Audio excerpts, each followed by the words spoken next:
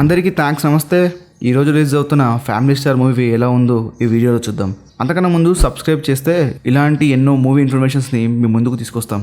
ఇక డైరెక్ట్గా మ్యాటర్లకు పోదాం.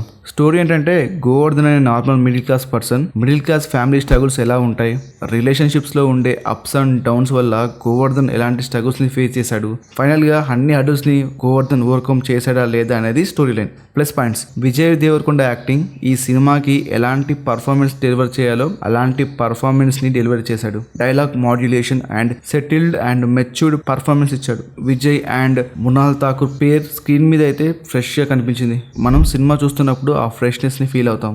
డీసెంట్ ఫస్ట్ హాఫ్, మంచి డైలాగ్స్ కూడా ఉన్నాయి. అలా మంచి డైలాగ్స్ తోటి ఫస్ట్ హాఫ్ అయితే వెళ్ళిపోతుంది. అండ్ ప్రొడక్షన్ క్వాలిటీస్ కూడా చాలా బాగున్నాయి. Minus points: second half major minus point ఈ సినిమాకి. ఫస్ట్ హాఫ్ ఇచ్చిన హైని అయితే సెకండ్ హాఫ్ అయితే క్యారీ చేయలేదు. ఇన్ కేస్ ఫస్ట్ హాఫ్ ఇచ్చిన హైని సెకండ్ హాఫ్ క్యారీ చేస్తే సినిమా ఇంకో లెవెల్లో ఉండదు. అసలు సెకండ్ హాఫ్లో డైరెక్టర్ ఏం చెప్పాలనుకున్నాడో సరిగ్గా క్లారిటీ లేదనిపించింది.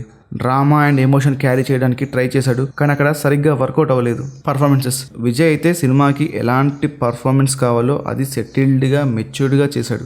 మృణాల్ ఠాకూర్ కూడా బాగా చేసింది. వీరిద్దరి పేరైతే సినిమాకి చాలా ఫ్రెష్నెస్ని యాడ్ చేసింది.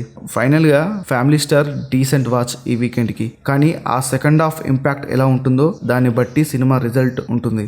సో ఫైనల్గా ఐటీ రేటింగ్ వచ్చేసి ఫ్యామిలీ స్టార్కి 3/5.